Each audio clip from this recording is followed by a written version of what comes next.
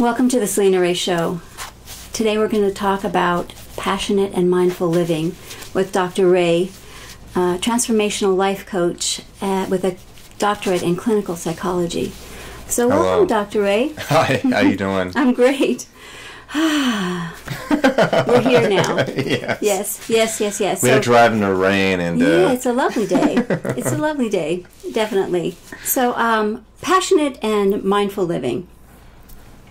That is a kind of encompasses a lot when I say that. And when I have come to know you over the last few months, I understand that you actually make money doing what you love. Absolutely. And you seem to live a life filled with passion. How do you manifest your lifestyle? That's one question. And the other is, did you struggle? Were there struggles along the way? Absolutely. Okay, can you talk about that? I remember, well, first off, I was a horrible student. I would always sleep in. I just couldn't get up early. I just couldn't get caught up in these routines, these cultural paradigms at a very, very early age. And both my parents are artistic, but they also were hard workers. But I also noticed that they really beat themselves up, meaning that they had health challenges because they worked so hard. And that just didn't make sense to me. And I remember having my first corporate job, like I was probably 21 years old. And I remember sitting down and watching the people talk about their uneventful weekends and eating donuts. And I remember, and these guys were not that old, but they maybe were 30, but look like they're pushing 50. And they're nothing wrong with being overweight, but I noticed that they're letting themselves go. And I'm like, oh my God, I cannot be like this. There's got to be something more than this. And at the same time, I was also a musician. And so I really wanted to pursue that path. And very artistic. And but I was always interested in helping people. So it just kind of happened kind of naturally. I remember just going on, this is kind of funny story here. I remember going to Puerto Vallarta, and I can't believe I'm sharing this, but why not? And I had enough like tequila in my system, and they were like doing this, you were to be like dancing underwear or bikini or something in a cage. And I did it. I won $200. And I went, wow, I could be a dancer. I can make money doing it. So I actually left this corporate job to become a dancer, well, stripper. And my goal was to make money doing that and pursue my musical career. Okay. And that led to health challenges on the way, including a DUI, which I had to see a counselor, and that led me into the healing arts and everything else, and to where I became a body worker, and then I got into clinical psychology and so on. But it was all these life challenges that got me to this place. But at the same time, I always wanted to do music. I always wanted to help people, and by just kind of opening myself up to the possibilities, it just kind of unfolded naturally. And yes, I did struggle. I mean, like most people who are self-employed, it takes a lot of work. People think, oh, I'm going to work for myself, but that means you have to wake up for yourself. That means that when you're sick, possibly no one is filling in for you. Right.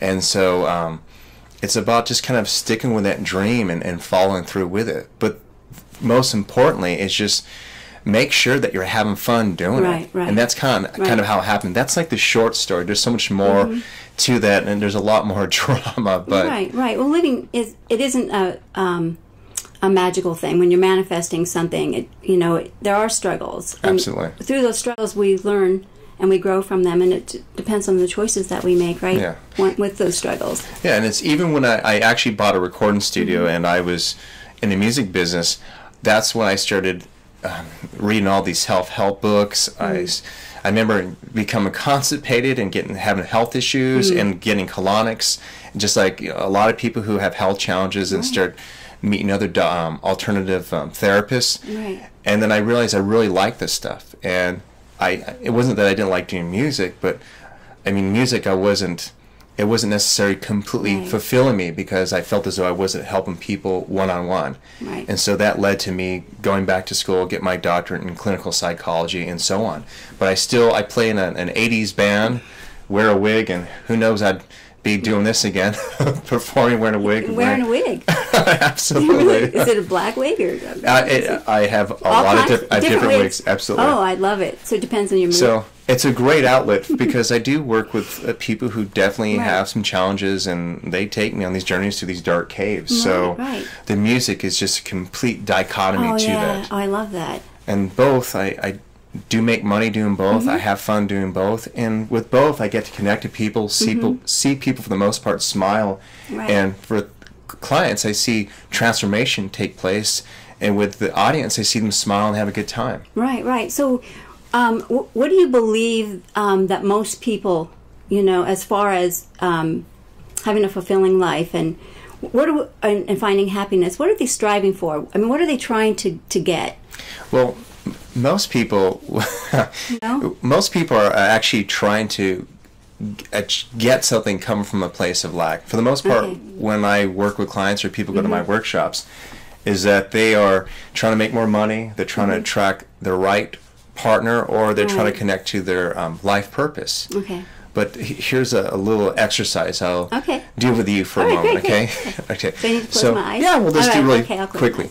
So, of course, you're going to probably go along with the flow, and this is usually a lot longer, but just imagine you being in that place of bliss and being a child, and you're really happy. You could be, it could be your birthday, it could be playing on a swing, it could be playing with other children, and you just really feel that. You're not even thinking about, what time it is. You don't care about dinner. You're just like really passionate about playing. And then all of a sudden you see your mother depressed. What happens to your happiness?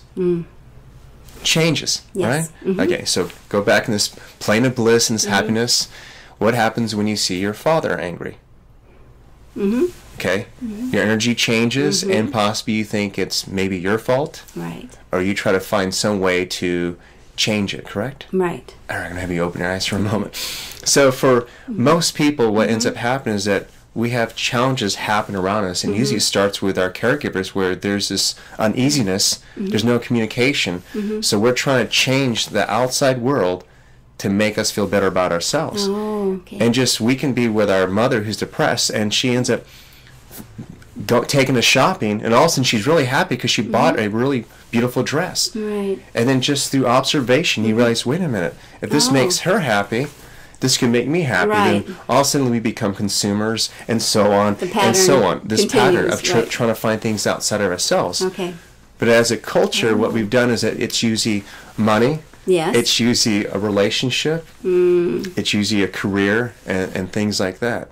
And so what people do is, instead of trying to figure out what that would feel like inside, how it would feel to be happy, to actually be able to attain that, they start thinking it's going to happen through a career. And of course, as you see, most people come from a place of lack. If they attract their career, within a couple months they're complaining about their coworkers or the work, their boss, who's just really hard on them. So they attract the right one, the right partner, to find out that suppose this person changed, or that it wasn't the right one, and all of a sudden they feel sad again. So they're up and down, up and down. But just imagine this direct route to passion, what feels good here, and that it has nothing to do with something outside of yourself. So that will speak to and how do we get to that place? So how are we going to know that, right? How do we know? Because we see our life isn't working. Is that how it works? Because we're seeing that it doesn't work. It's a matter of perception. It's for example, we have basically most people, again, and I'm going to try to do this little diagram with my hands. Just imagine this is my hand, and it's a straight line, and here's negative, and here is positive. And so for the most part, in the physical reality, people are trying to get over here to positive. And it might mean that they are financially strapped. Maybe their car blew up and they need to make more money to fix the engine, whatever. So they work 2 jobs, they get their car running, and they feel happy, and they think everything's perfect again. All of a sudden they get in a car accident. They lose both jobs Right. and are back over here feeling like a loser. Right. Well, up above is the spiritual curriculum. And according to the spiritual curriculum, this person's not a loser over here, nor is a person a winner over here. The spiritual curriculum is about us kind of connect to maybe those core beliefs we have that continue to create those problems, and to learn how to remove those barricades of those negative cognitive blueprints. Okay. So, example, this person, every time he like attracts maybe a wonderful girlfriend, he sabotages it. Every time he attracts a good job, he sabotages it. So if he becomes more mindful, Right. he realizes that, wait a minute, this is a pattern. He realizes that, wait a minute, my father told me that I would never amount to nothing. He told me I'd always be a loser. Got it. So for him to better his life means to change, he has to basically break out of his program. Right. But if that program has been embedded in Right. his psyche Right. on an ongoing basis, say for 18 years, he unconsciously sabotages himself. So mindfulness is about being aware of Okay. yourself, being introspective, but not necessarily reaching for the outcome, but reaching for yourself. Right. And passionate mindful living is not necessarily like, say, me playing on stage. It's Okay. not even about me working with clients and going, oh my God, this is great. It could be just someone smiling at me and receiving that. Oh, great. It could be just someone hugging me and me actually experiencing the warmth and the love that they're giving me, even if it's not a person I'm going to date. It's those little moments. It could be walking across the street from like where I live to Whole Foods in a moment thinking, this is really cool. I can walk 2 blocks to Whole Foods. Yes. By the way, we're not advertising for Whole Foods. Right. So But what again? that's, so it's becoming mindful of every moment. Wow. Every moment. And so you're basically, when you get mindful, then you can bypass, or you've removed the unconscious conditioning or patterning that we Absolutely. have. Right. So that's what that. So that's what that is. Yeah, it's a lot of work. We still have goals. Well, we still have We still have goals. You know, I teach the law of attraction, and a lot of times people show up and they're like saying, "Well, I'm saying my positive Right, affirmations. I have my vision board, Right. but what's underneath that is still self-doubt. Right. They still have the old mental programs. Part of the law of attraction, we're not going to hopefully lead into that, is about understanding life in contrast. It's not bad or good. Right. It's about, wait a minute, I keep attracting these same patterns. What does this say about me? Why am I attracting this? Well, that's the definition of insanity, right? Exactly. Doing the same thing over and over again Absolutely. and expecting different results. Exactly. I mean, we can hope for different results, but Yeah. but unless we shift those patterns or change them, it's basically reframing them, right? It's reframing them. It's understanding the purpose of them. There's gratitude involved, probably. Absolutely. And all kinds of forgiveness. Yes. And all sorts of things, self-forgiveness and self-love. And the lessons I feel, I mean, I've had some pretty some challenging lessons last year. For the most part, my life is pretty drama free, but it's more dramatic when I resist. It's more dramatic when I start judging myself, or I start talking about another person. Right. Like, I can't believe they did this. And so it's really about really turning inwards and going and thinking, why am I allowing this situation or this person affect me so much? Right. What's the reflection and what's the... Right. So imagine that. It's like, again, it's like, it's not about external things going right to make you happy. Imagine just being able to be. Right in this moment. In this moment, Right. be. Have the live the rewarding, passionate life Absolutely. now. Yes. Yes. Right now, not Yeah. waiting for until when I get the house and I get the relationship and Absolutely. the money. Happiness- Then I'll be happy. How about being happy now? Is that what we're saying? Absolutely. It's people are putting their happiness on the layaway plan. I know there's people watching thinking, well, it's easy for you to say, like, I could barely pay rent and Right. I've been single for 15 years or whatever it is. Why are you? Right. And that reason for being unhappy, is it producing results you still want? Secondly, it's true that maybe you're barely able to pay rent, but I do know this, in this now moment, if you're watching this, well, you do have TV or you're connected to the internet. Right. So there's some things that you have, there's some advantages you have. And for the most part, there's so much material, there's so much stuff that we can read. There's nature around us. There's so many beautiful ways that we can connect to ourselves that's beyond our present circumstances. Kind of like starting with the breath, like we did at the beginning of this. Yes, Selina was like all tripped out. Sorry. I was. And anybody who watches the show will see why, because it's beautifully shot. So anyway, so it's like, oh no, there's a camera. I can actually see the camera. But yes. Anyway, it's wonderful. Yeah. So I've heard you mention that in order to have a life fulfilled, that we need to be connected to our path. Mm-hmm. Yes. Can you talk to me about what does that mean necessarily? I mean, I'm not sure. Could you explain that to me? Absolutely. Well, I see a lot of people what we would call go through, I guess, midlife crises. I mean, a lot of people go through these experiences and they want to make a change. Oftentimes it's maybe a businessman thinking, I want to pick up art. Or it's a mother who his children are now off to college and they want to maybe go back to school. But what I feel with, say, those people is that they've been so caught up with these roles, meaning show up to work every day or being a mother every day, that they've lost their connection to their true selves. So they're hoping something creative, something can just kind of connect them to their true calling. Because when it really comes down to it, it's like, I don't think, there might be some people, I don't think anyone's born thinking, I was meant to be a mother for the rest of my life. Or I was meant to continue to get promoted and be the top dog at my company. Wow. I mean, these are different roles. We're always constantly changing. And so when a person connects to their true expression, and again, this is my belief, it doesn't have to be yours, but I feel we've all come forth to be an expression of love. Because ultimately, at the end of the day, we want to be happy. We want to look in the mirror and say, this is a good day. We want to be able to look at our friends and think, God, I attracted a beautiful friend.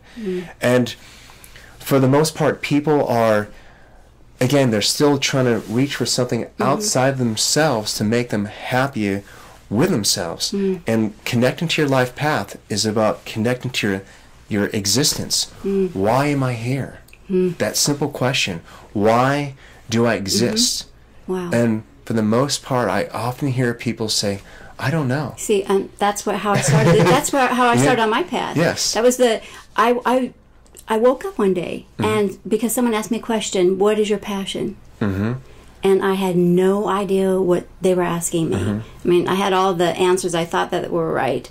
My children and, the sunset, just really superficial, not wanting to go deeper than that. And I realized that, it shook me up. It really, really shook me up. And I realized that I didn't have a name. I was, somebody's mother, somebody's wife, and I had a big house. I had everything, and I was so unhappy. I had everything that we think that we're supposed, that would make our lives happy. And it's because I hadn't really given myself permission to be me. I had not discovered myself. Absolutely. And that was, it set me on a whole different journey, and I haven't stopped since. Absolutely, and it's still unfolding. Discovery of the self is constantly changing. It's always unfolding. And so when people say, I want to find my life path, well, just imagine this. What if at one point you just took a deep breath in and you're able to connect to just that child inside yourself that, like, for example, for children, they just want to play. They just want to play. When you're recording music or playing music, it's not about, you're not asking, why do I like to do this? I shouldn't like doing this. It's just, there's this flow. And you can, like, I remember being in a recording studio and being there for long hours and not really being hungry. When you're doing what you love, time doesn't exist. So imagine you using that as a platform, that being an anchor with everything that you do. So I'm an expression of love. I'm always changing. I'm here to learn about myself. I'm here to bring compassion to the world and to be non-judgmental. Imagine that being your platform. and then you bring it into your career. So when even if you're an accountant, you're not just dealing with numbers. There might be a coworker who's sad, and you look at her and you say, you know what? I'm sorry you're going through that. And I can only imagine what that might be like. All of a sudden, you lifted her up. You're not being paid to be a therapist. Right. But you're here serving her. Yes. And that is what I feel our purpose is. And when everything you do is an extension of that, I'm here to be a compassionate person, to bring love into the world, things really change. Things really change. You have no idea the impact you have on other people by just a simple smile. Right. I mean, again, and people think it's like this there's always this grandiosity about like, oh, I'm going to go to Africa and I'm going to like work with children. Right. Maybe it's actually just holding the door open at Home Depot. Exactly. In that moment, there's an older person, and you see him like 10 feet in front of you, and that he's holding light bulbs. Right. You don't want him to break any light bulbs, and he's just walking, and you might have a busy day, but imagine you just holding the door open for him to go in. He looks at you. Thank you, Shawnee. That was horrible. I probably shouldn't have done that. But anyway, it's probably more scary than funny. Yeah, but right. Yeah. But that might have been your purpose that day. Right. It's simple as that. And a lot of people scratch their heads and they think, that seems kind of boring. No, wait. If you do that every day, you'll be surprised how good you feel about yourself. That's right. Because people will be magnifying that love in their eyes at you. Just bottom line. I see it with clients. Right. And then you notice, or you know in that moment that we really are all connected. Yes. And that there is no separation between us. Yes. And that even there can be a lot of chaos in the world, and when we focus on the good in others and the good in ourselves, and we have this gratitude, that whatever's going on chaotically in the world doesn't seem to get on us. Yes. Right? We're observers of it. Yeah. But we're not. It's not an energetic thing. Well, that's what I believe. What Jesus meant when he said, "Be in the world, not of the world." Yes. Be in the world. Just do your thing. Stay connected. Stay centered in your heart, and don't get caught up in all the gossip and all the fear. So how do we become more mindful? More like that. How do we do that? Simple rituals such as, for example, I feel the most important part of the day is the morning time, because that's how you set up the rest of your day. And instead of checking emails, checking your phone, and giving your energy to other people, even if it's a simple reply or conversation, keep in mind you've been sleeping from say 6 to 8 hours, and that you're basically still coming back into your body. And I mean, that's a special gift to just really heal it and rejuvenate from a long sleep, to just kind of wake up slowly to maybe some soft music, maybe actually read some positive affirmations. And it might make you feel good to actually, say, play with your dog, or even just go outside. And if it means getting a cup of coffee and just sitting out on your balcony and just looking at the trees, just taking time to have gratitude for all that you are and that is around you.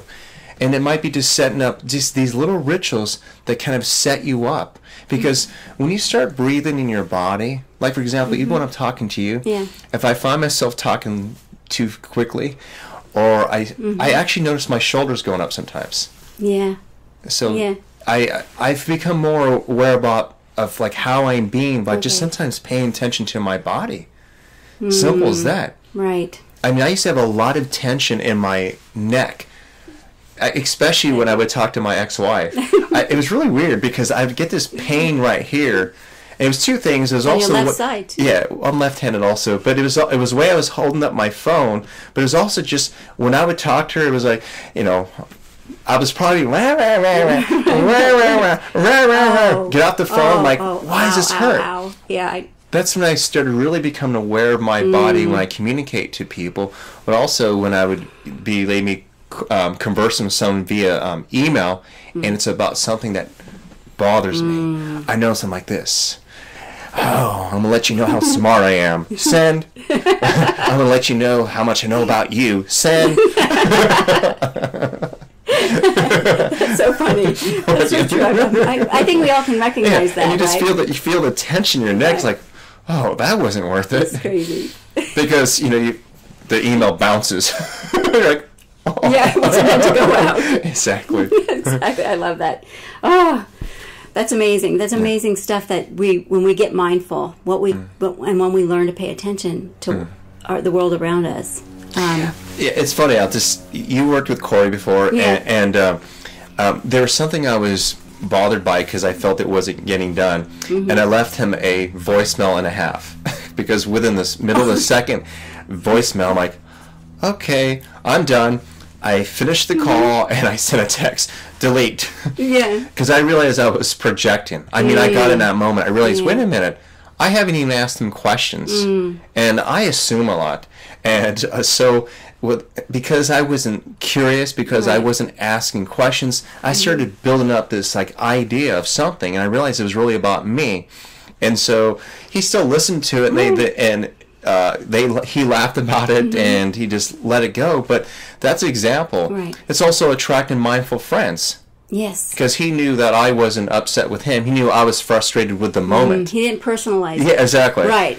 So really good to attract mindful friends, too. Right. It's kind of important. It helps you get through your day, that's for sure. Yes. Well, I know that when we were talking about the ritual in the morning, and I think, from my experience is that when we give to ourselves, because a lot of us, especially if we're givers, which, I am, and so I project all this. I'll do all this stuff, and women do this a lot. Mothers do this a lot. Well, we give, and then there's absolutely done nothing.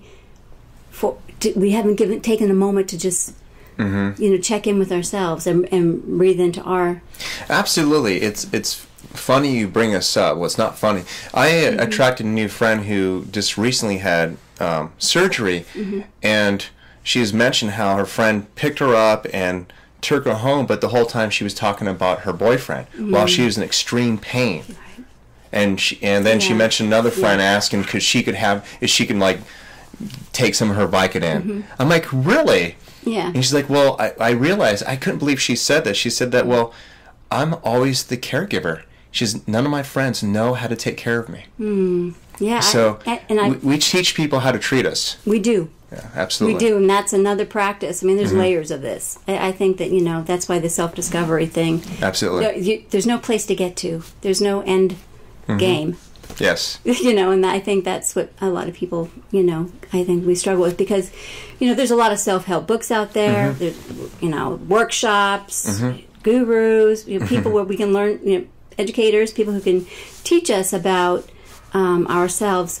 And so why... to kind of empower ourselves, right? So why are some of us struggling still? And, because we've done all the workshops. I mean, I don't know how many hundreds of thousands of dollars, I mean, over the last 20 years I've spent on workshops, trainings. I mean, my toolbox is so overflowing, it's ridiculous. And the only one.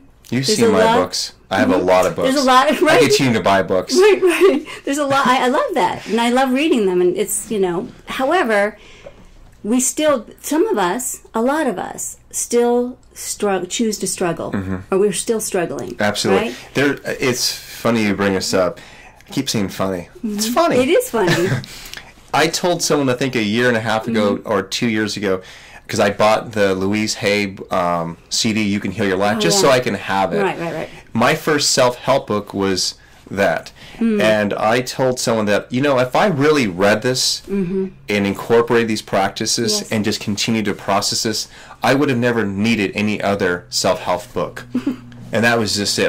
I laugh because now I have 1,000. But several things is that we humans have a misconception that the goal of spirituality or life itself is about it becoming smoother and possibly it being easier.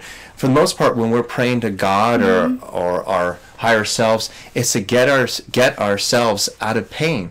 But we don't realize is that probably a week prior that we put out there that God help me understand something. It's that challenge you're going through that following week is your lesson to get there. So we're not getting it. It's a misconception of kind of, I guess, being awakened. Right. That sometimes there's a lot of challenges, and I feel that we have come forth. Many of us, there's many souls have come forth to not. They're not trying to pick the easiest life. They're trying to. Have you noticed that the most evolved people are the ones who've been through more challenges than anyone else? Have you noticed with like you've met younger people? Like I've met like some like women who are in their early 20s and they're more evolved than women I met in their 40s and 50s, and they have been sexually abused, they have been physically abused, they have dealt with all these challenges. But what it has done, it's instead of them talking about what's on television and caring so much about the Kardashians and stuff like that, it makes them turn inwards and be introspective and learn about life and themselves. So I feel as though sometimes those challenges are just merely lessons, and it's there for us to grow.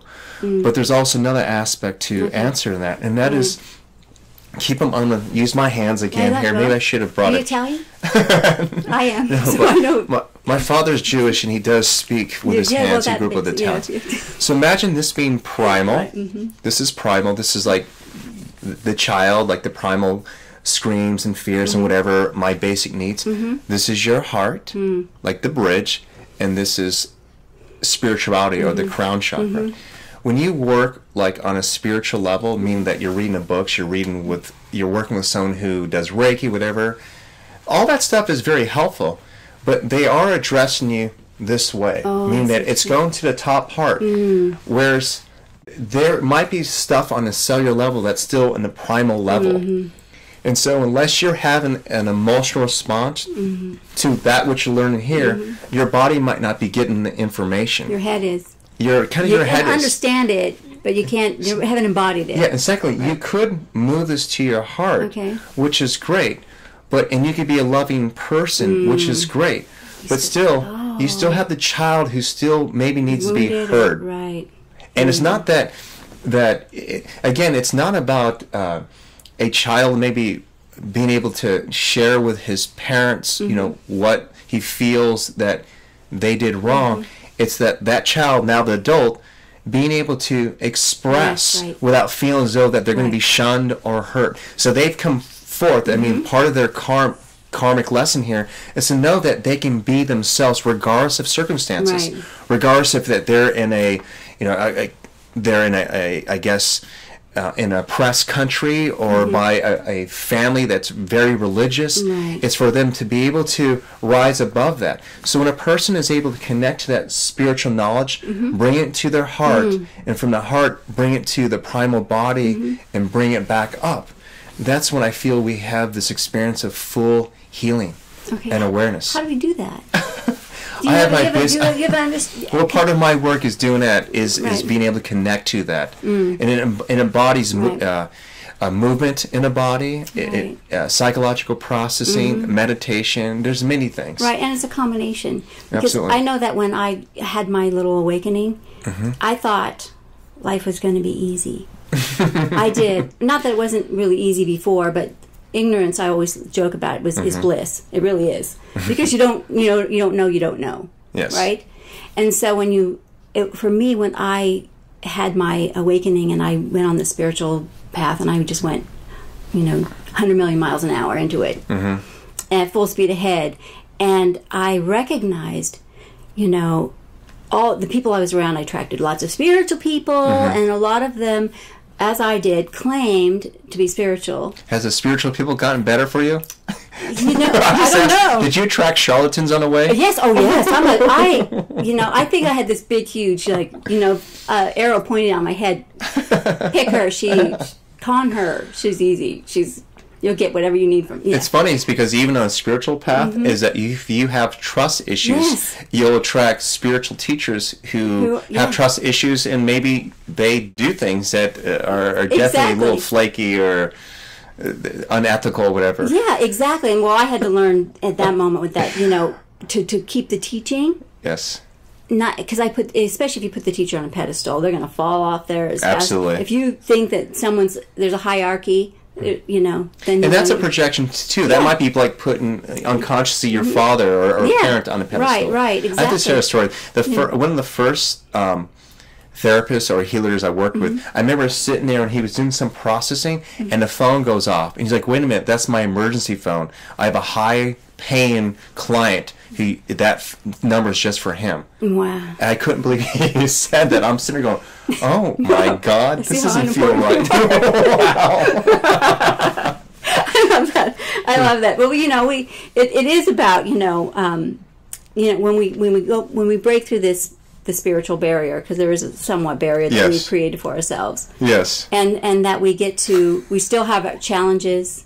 Yes. And we have emotional ups and downs, and that's the truth. Yes. So it's not all, what do I make jokes about it? Sunbeam or moonbeams and flashing. No, it can be very, painful sometimes. Absolutely. And I had one teacher explain to me something that was beautiful. She said, it's like when you start to awaken and bringing, light in. She equates it to taking like a maybe 25-watt light bulb, and that's your room, and everything's great. But then you just put in a like 150-watt light bulb, and then you notice all the dark corners of the room, and there's cobwebs and stuff you didn't want to see. It's always been there, but you couldn't see it. Yes. And so that's part of the path, right? Yes. And that's part of the challenge. And because we're becoming mindful, you become aware of those things. Mindful is turning it up to 1,000 watts. Right. And so then we say, oh, look, I didn't know there were cobwebs there. Oh, gosh, here we go again. Because you're going, if you're willing. Yes. Michael, the cameraman, there has like a 5,000 watt bulb in his room. I love it. To me, I'd be up there with, dust things just because they're everywhere. Yes. But yeah, that's one of the things that you just realize, that there are challenges. Yes. And why is that? Yeah. Why do we have, how come it can't It's funny, it goes back to, you're asking us why, it goes back to our existence. Every question when we go through a challenge goes back to that. Why am I here? Right. And if you continue to stay rooted in that and mindful of that, whether it's regarding a relationship or work or anything else, it's like, wait a minute, why am I getting caught up in this? Right.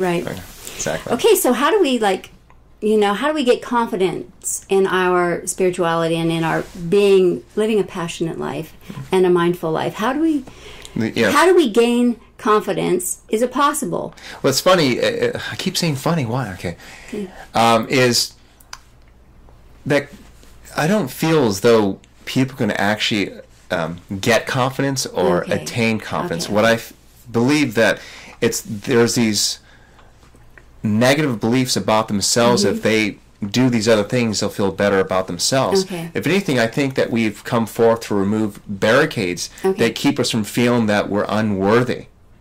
I mean, like, for example, you might not get the job, and you feel as though I failed the interview. So you start thinking, well, I'll go to speaking classes and better myself, rather than connecting to your true purpose and the original message you said. And that is, wait a minute.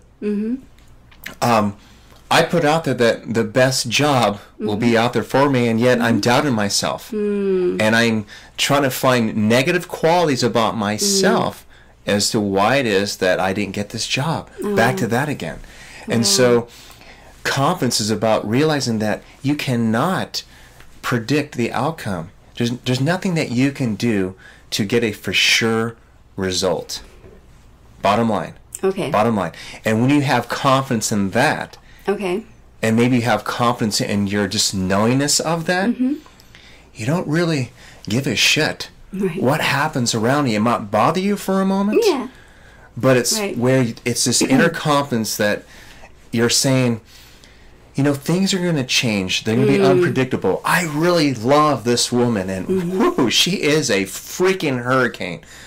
And she may be there today. She might be gone tomorrow. Wow. But I know this. I'm going to enjoy the moment. I'm going to be mindful of myself. And if it were to end, I'm not going to try to find things about myself I did wrong. But basically, how can I grow from this? How can I grow from this? Well, how do you detach from that? I mean, because how do you let go? Yeah, can people? Because listen, you've got the relationship. It's the best relationship you've ever had. You know that person's the one. Do again, that's an idea. That's a misconception because the one, again, on an unconscious level, might be the perfect parents who will love me the way I always want to be loved. I got it. It's the perfect person to fill this void. Being detached is not about being robotic without emotions. Being detached is about allowing yourself to be open to whatever happens. I remember an engineer working with me, and he very evolved. It was so funny. I attracted this person because this person had like over 50 platinum records he had mixed. And I'll just say his name, Tavi Mote. If you hear this, I love you. He basically said that, expect everything and nothing. It was powerful. So it doesn't mean that you don't become focused and clear with your intentions and you try to achieve this, but it's that you also let go because you realize that it's unpredictable and there's no way that you can control it. And secondly, you really do not know what's best for you in every moment because you might be caught up in your human emotions. Right. You might be caught up in your drama. You might be caught up in your past. I mean, true feelings is a now experience. Wow. True feelings is a now experience. So, for example, like lovers who come forth to be together, for the most part, they're thinking that this person could make me feel this way. That's not based on that now moment. It's based on an old idea. It's based on what they may have experienced before. Therefore, you're not even present with the person. Right. So obviously that's only going to bring pain. Because a person can't live up to that expectation. Secondly, who can be someone how can that person be your projection? And this is with everything. It's just, so like sometimes people think, I just can't be that way. I just can't. And women really have challenges with detaching themselves to the outcome. But if they were self-sufficient, if they were able to play within themselves, if they can be an expression of love with or without a man, if they can connect with other women, goddesses, and dance and be playful and realize that they're here to bring love and energy, it wouldn't be about this man. Right. This goes with men also. Men are so attached to their careers. They're so attached to this identity. Men more often identify themselves with their careers, and women more often identify themselves with their lovers. Right. But imagine being identified with yourself, your truth. Like, here's another way I like to describe it, and that is, imagine being a Christmas tree, okay? A Christmas tree. And you're rooted to the earth. Your feet are connected to earth. And the ornaments around you, all those things are like your friends, your workout routines, and whatever it is. The star on top is not your lover or your career. The star on top is your connection to your higher power, God, or whatever. And so if he falls off, the ornament falls off, who cares? I know it's going to hurt, but you're still surrounded with this beauty, and you're still connected to your light, and you're still connected to earth. And if we can approach life, a career, or relationship from this perspective, we can stay rooted and connected to light, to mindfulness. So then it's no longer about another person. No, it's not. Really, and that's where the confidence, absolutely. When we understand that about ourselves. It's going into a relationship and knowing that I'm watering my tree. Yeah. Go into a relationship knowing that I'm connected to God or the sun or light. Yeah. Well, relationships for me are some of the most biggest challenges that we have. So, absolutely, to me, and the greatest gifts. We were talking a little bit about relationships earlier and what great gifts they are to us. Yes. So, absolutely. Okay. So, Dr. Ray, if you could give our audience something, a tool that they can practice or embody, what would that be? To live a passionate and mindful life. So wonderful gift to give to the audience. Yeah. There is a meditation that I do. I try to do every morning, and it's very quick. And I could do it sit in my car, but it's loving kindness meditation. And I'm not going to do the whole routine here, but it starts out like this. And first off, I will close my eyes, and then I think of something that brings just complete joy in my body.